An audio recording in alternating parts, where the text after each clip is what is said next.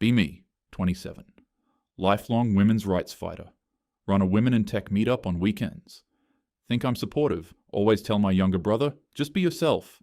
He's 25, quiet, software developer, gets all his hair advice from YouTube shorts. Mom brags about me to everyone, never mentions my brother unless it's to nag him. Dad just tells him, man up, every time he looks sad. I think he's just being dramatic. Probably not that hard to be a guy anyway. Family dinner, usual awkward tension. Mom starts up. So Matt, when are you going to find a nice girl and settle down? My brother just stares at his plate. Mom looks at me. Why can't you help your brother, Olivia? You're so outgoing. He should be more like you. I try to make it light. Not everyone wants to be a social butterfly, Mom. Dad chimes in. Boys don't get to choose. Nobody likes a weak man. Matt looks like he's somewhere else. Grandma even adds, in my day, boys chased the girls. That's how you get a wife. Nobody asks if he's happy, just why he's not performing. Later, I overhear Mom on the phone. Olivia's doing so well, her job, her friends. Matt? I don't know. He just sits at home. Can't he try harder? I start to feel off. Realize nobody ever pressures me about dating, marriage, anything. Every family event, it's always him getting grilled. I've never once had to answer for being single. Start to think, damn, what if that was me? I decide to ask Matt if it bothers him. He just shrugs, says, it's normal, I guess. I brush it off. You just need to get out more, that's all. He laughs. Wish it was that easy. I ask what he actually means. He says, you ever walk into a room and feel like you don't exist? I say no. He nods like he expected that. It's like, you're a ghost, but everyone still blames you for haunting the place. He says, when you're a quiet guy, people assume you're either creepy or boring. If I try, I'm desperate. If I don't try, I'm a loser. No win. I laugh awkwardly. Say he's overthinking. He just says, that's the difference. You can afford to be wrong about this. The next week, I see Matt coming home late. Ask where he's been. He says, therapy. I nearly choke on my LaCroix. He's never talked about feelings, let alone gotten help. I ask why. He shrugs, says, didn't really have anyone else to talk to. Feels like no one cares if you're a guy. Can't tell if he's serious or just being mopey. I press him. Is it really that bad? He doesn't answer. I decide I'll go with him next time, just to see. We show up to his therapy session. Therapist is this tired-looking lady in her 50s. She asks why I'm there. I say I'm just here for support. Matt just looks at the floor, fidgeting with his hands. Therapist asks him to describe his week. He says he wakes up, goes to work, codes all day, comes home, eats alone, plays games, goes to bed. Says he hasn't had a date in over 2 years. Only women who message him are bots or scams. Therapist nods, says, that's common these days for young men. I start to argue, aren't there more opportunities for men than ever? She just sighs, says, there's a silent epidemic for men your brother's age. Loneliness, lack of validation, never being chosen, always being blamed. Matt admits he doesn't even try anymore. Says every attempt just ends in ghosting, being ignored, or worse. Group chat humiliation. Therapist asks me, when was the last time you were told you weren't good enough for existing? I don't even know how to answer. She says, men are told to be silent and strong, but nobody ever checks if they're okay. Matt looks at me, doesn't say a word. I can't look him in the eye. I leave the session feeling sick, like something broke open. Walking out of the building, I keep glancing at him. I want to ask 100 questions, don't know where to start. He's looking at the pavement like it's more interesting than anything else on earth. I say, you've never told me all that before. He just says, nobody ever asks. Gut punch. I try to ignore. I ask if he wants to grab food after. He says, sure. We go to this little diner. Waitress takes our order, all smiles, comes back twice to flirt with some tall dude at the next table. Barely even looks at Matt when taking his drink refill. At one point, she leans over to touch the tall guy's arm. Matt just sips his Coke, acts like he doesn't notice. Bill comes, he tips her like 20%. I ask why. He says, she's probably just tired. I realize I would have left nothing if someone ignored me like that. On the way home, I think maybe she just didn't hear him. Then remember, she heard the tall guy just fine. Yeah, probably nothing. A couple days later, Mom calls, just to check in. Asks how work is, what I'm doing for the weekend. Then immediately asks if Matt has made any progress. Feels like she's talking about a broken appliance, not a person. I just say, he's fine, and change the subject. Next week, family barbecue. Dad brings up Matt again. When are you going to bring a girl home, son? Matt just shrugs, says, Dunno, Dad. Mom, you should take Olivia's lead, join more social things, go out more. I try to defend him. It's not that simple, Mom. She brushes me off. You don't get it. Men have it easy, they just don't try. Can't even believe what I'm hearing, because I used to say the same thing. I decide to put Matt in my friend group's orbit. Maybe he just needs a chance. Invite him to a party, promise to help him meet someone. He looks terrified, but says yes. Party night, all my friends are there. Mostly girls, a couple of funny guys who play guitar and flirt with everyone. I introduce Matt, say he's into gaming, movies, coding.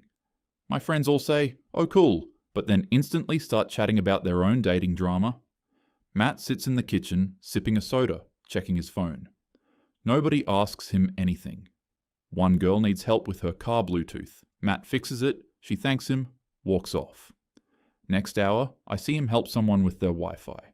My friends gossip, he's sweet, but just not boyfriend material, you know? Guys like that are just backups, not dates. I overhear another girl. Olivia's brother is cute, but too quiet. He's not even trying. Realize they literally only notice him when they need something. The next day, I look through Instagram stories. Everyone posted selfies with the funny guys, the guitarist, even my roommate's dog. Matt's not in a single photo. He literally does not exist in their world. I ask him if he had fun. He smiles. Thanks for trying, Liv. Never brings it up again. I keep thinking about those photos. If it were me left out, my friends would retake the picture. With Matt, it's like nobody even noticed he wasn't there. Or maybe they noticed and didn't care. I get weirdly defensive, start thinking maybe he's not putting himself out there enough.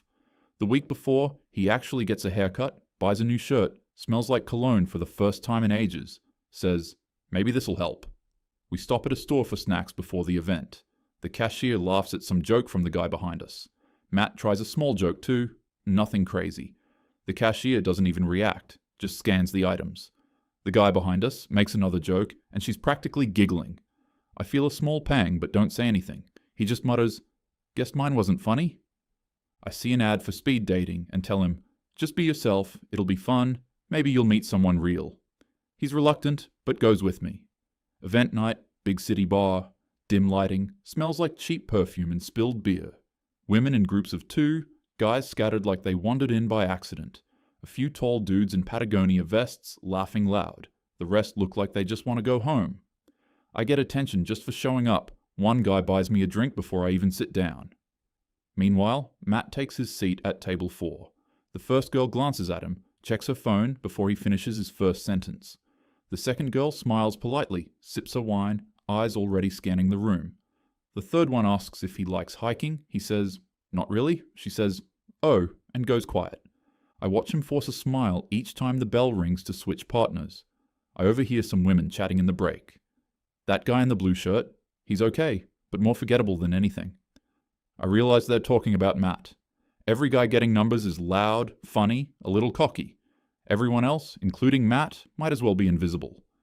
I sit next to him at the end, ask how it went. He shrugs. Just feels like we're extras in someone else's movie?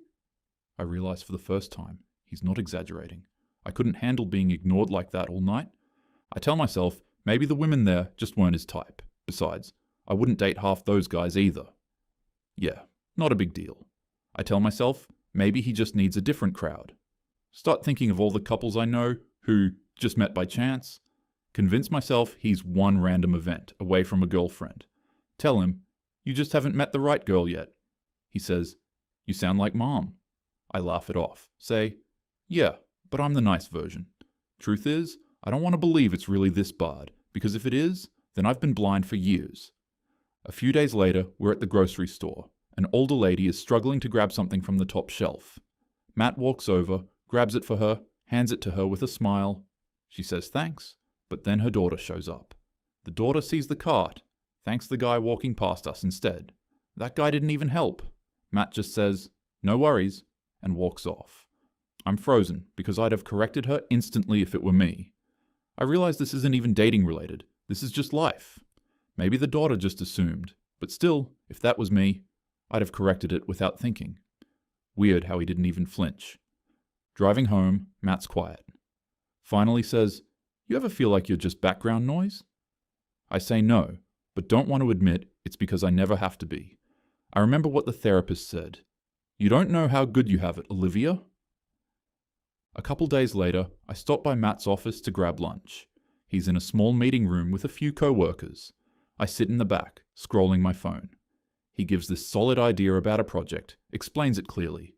Nobody reacts, just scribbles on notepads.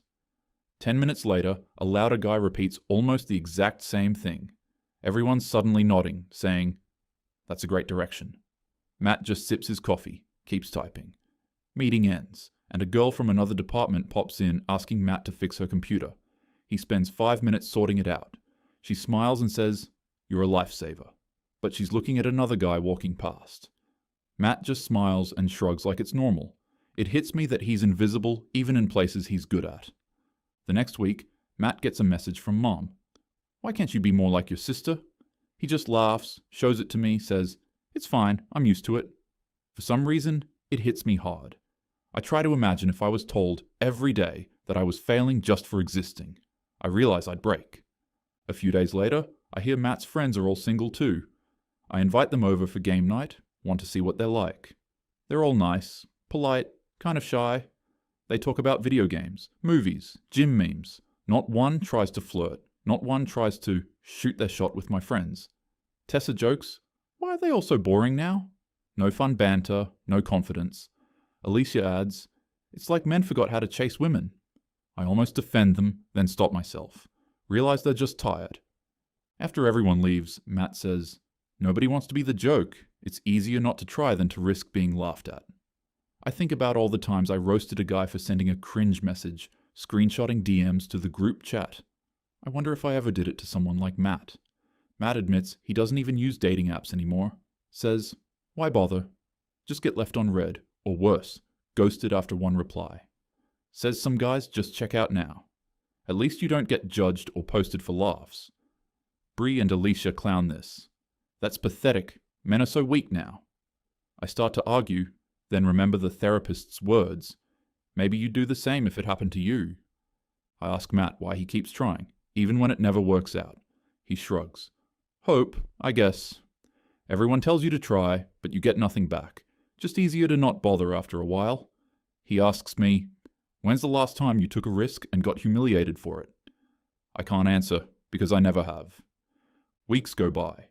Matt just gets quieter, spends more time alone. Family still nags, friends still ignore him at parties, dating life still a desert. I start seeing memes about the man drought and population crisis. Everyone jokes, men are going extinct, good riddance, LMAO. I don't laugh anymore.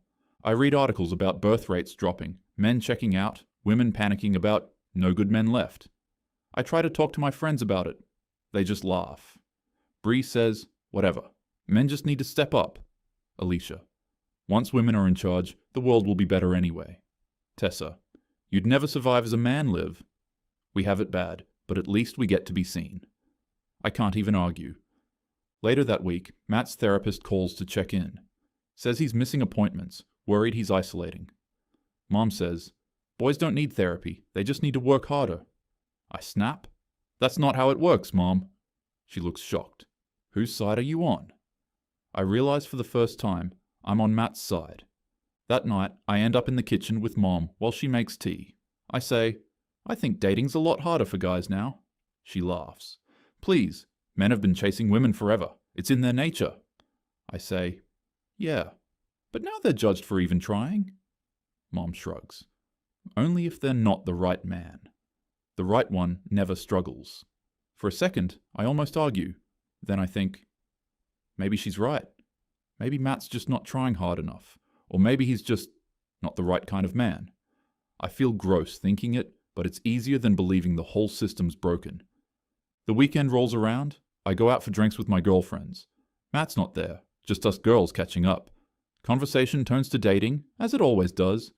Bree's laughing about ghosting some guy after one date. Says, "I can tell in 10 seconds if a guy's worth my time." Tessa nods. If he's quiet, he's either boring or creepy. No in between. They all laugh. I laugh too, But then think about Matt sitting quietly at that party, fixing Bluetooth and Wi-Fi for everyone. I realize they've just described him without even knowing it. I sip my drink, try to shake it off, tell myself they're just joking, but it doesn't feel funny anymore. On the way home, I scroll my feed. See post after post about no good men left. Laugh reacts everywhere. I can't stop picturing Matt in the corner of that party, invisible until someone needs tech support. I decide to ask Matt if he's okay. He says he's fine, but his voice cracks a little. Says, "I'm just tired, Liv. Doesn't feel like anyone's rooting for us." I hug him. First time since we were kids. He says, "Thanks, but you don't have to feel sorry for me." I'm used to it. Makes me feel even worse. A few days later, I see him gaming with some friends online. I hear him laughing through the headset, then dead silence. After they log off, he just sits there, says, "It's nice, you know, pretending you're wanted somewhere, even if it's just in a game." I have no idea what to say. That night, I lie in bed, can't sleep.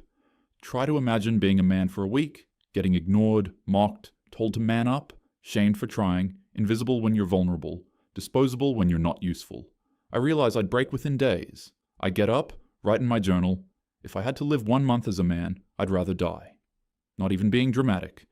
The next day, I see Matt gaming alone. No texts, no plans.